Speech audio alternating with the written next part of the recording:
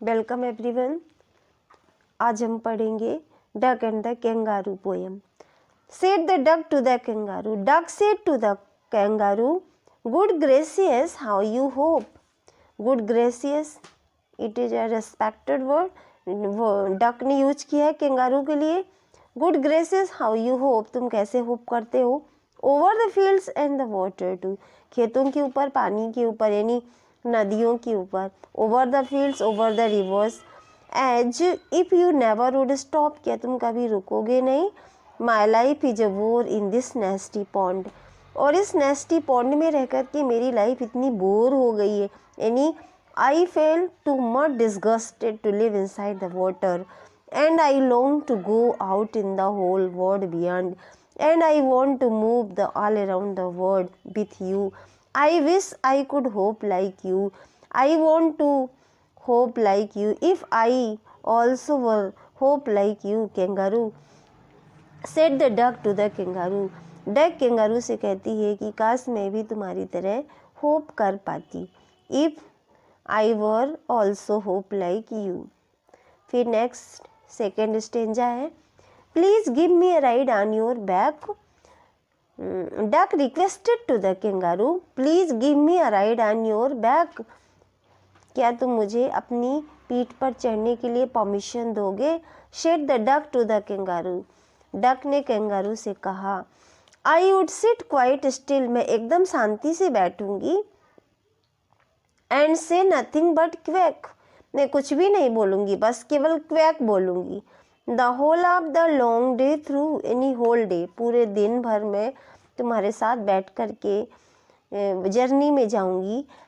And we had go to the Dee and the Jelly Bolee, over the land over the sea, please take me a ride oh do. Over the land over the sea and we had go to Dee, Dee यहाँ पे Dee means होता है you, Dee old version word है, इसका T का meaning होता है you. And the Jelly Bolee, over the land over the सी, यानी लैंड के ऊपर, समुद्र के ऊपर, पानी के ऊपर, नदियों के ऊपर, चट्टानों के ऊपर। Please take me a ride. तो duck requested to the kangaroo, please take me a ride, please तुम मुझे अपने साथ ले चलो।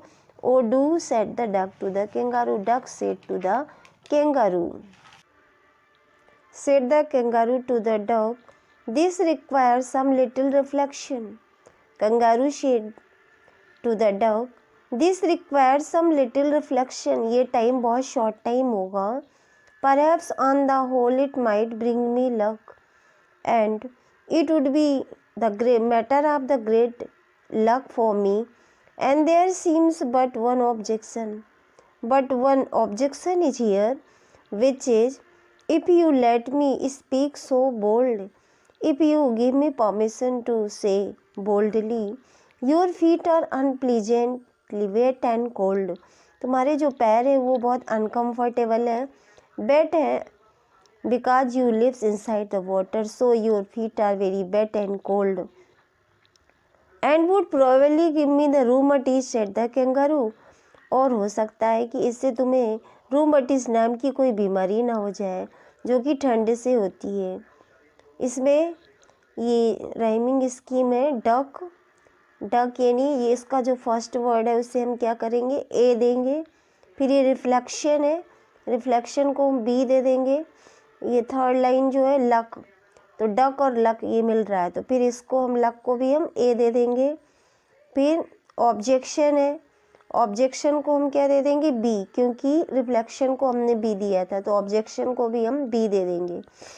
फिर बोल्ड है, तो बोल्ड को हम क्या दे देंगे, सी। बोल्ड और कोल्ड दोनों को हम क्या दे देंगे, सी और सी। फिर है रू और रू, दोनों में रू रू दिया है, तो इसे हम क्या दे देंगे, सी के बाद डी और डी। तो फर्स्ट में हमने दिया duck a, reflection b, luck फिर से a, objection she.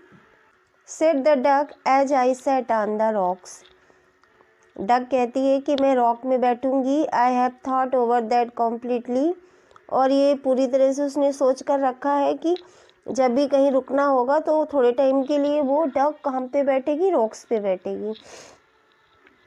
I have thought over that completely and I bought 4 pairs of roasted socks. और उसने 4 पेयर रोस्टेड सॉक्स रख लिए, नहीं वुलन सॉक्स, गर्म सॉक्स उसने 4 पेयर रख लिए हैं, which fit my baby feet neatly, जो उसके पैरों में पूरी तरह से फिट आ रहे हैं. And to keep out the cold I have bought a cloak and every day I cigar I will smoke all to follow my own dear true love of kangaroo. तो ये डक कहती है कि मैंने अपने आप को वार्म रखने के लिए, वार्म रखने के लिए नहीं, कुछ गर्म रखने के लिए मैंने कुछ उपाय किए. And to keep out cold I have bought a cloak and every day cigar I will smoke. वो प्रॉमिस करती है कि मैं तुम्हें ठंड नहीं लगने दूंगी और रोज़ मैं एक सिगार को बर्न करेंगे जो विच प्रोड्यूस हीट, जिससे गर्मी आती है. और वो प्रॉमिस करती है कि follow my own dear cricket love of kangaroo.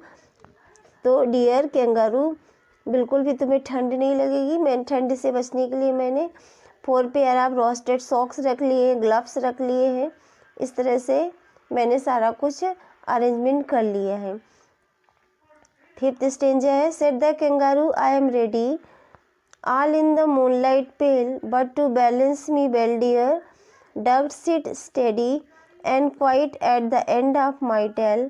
So away they went with a hope and a bound, and they hopped the whole world 3 times round.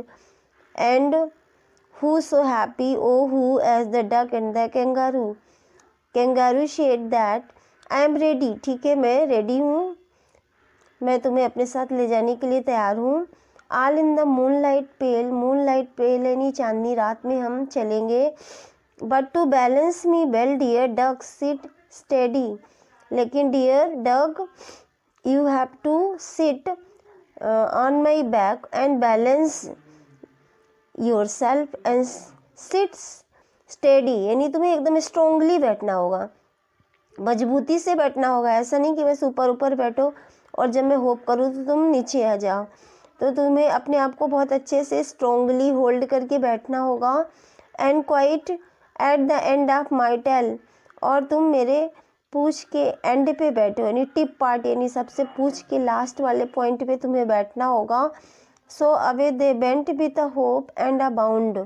So away they bent with a hope and a bound. और वो कहती है कि मैं जब उछल कूद करके तेजी से चलूँगा तो उस समय तुम्हें बहुत अच्छे से अपने आप को क्लच करके बैठना होगा. And they hopped the whole world 3 times round. और वो होप करते हैं कि वे पूरे वर्ल्ड का कम से कम 3 टाइम चक्कर लगाएंगे. Not only 1 or 2 time, 3 time they want to move the whole world. And who so happy, oh who, the duck said the kangaroo. Duck and the kangaroo will feel too much happiness and they want to move the whole world. Not only 1 time, at least 3 times they want to whole world. ये इसकी भी एक rhyming scheme है 4 stanza की, जिसमें rocks है तो rocks को हम ए दे देंगे. फिर कम्प्लीटली जो कि रॉक्स से एकदम डिफरेंट है तो इसे हम एक दूसरा अल्फ़ाबेटिकल वर्ड वी दे देंगे. फिर ये सॉक्स है, सॉक्स किससे मिल रहा है, रॉक्स से, तो हम इसको फिर से ए दे देंगे. फिर ये कम्प्लीटली के से मिल रहा है नीटली, तो नीटली को हम बी दे देंगे. फिर ये क्लॉक और स्मोक, इनको हम सी और सी दे देंगे. और ट्रू और कंगारू, ट्रू कंगारू दोनों में ऊ आ रहा है तो इनको हम डी दे देंगे. फिर ये इसमें रेडी है 5th स्टेंजा में. रेडी को हमने ए दे दिया, पेल को बी दे दिया. फिर स्टेडी है, स्टेडी को फिर से हमने ए दे दिया क्योंकि ये रेडी से मिल रहा है. फिर ये टेल है, टेल पेल से मिल रहा है तो इसको हमने बी दे दिया. फिर बाउंड और राउंड एक जैसा है तो इनको सी दे दिया. हु और कंगारू इनको डी दे दिया. इस तरह से ये राइमिंग स्कीम है.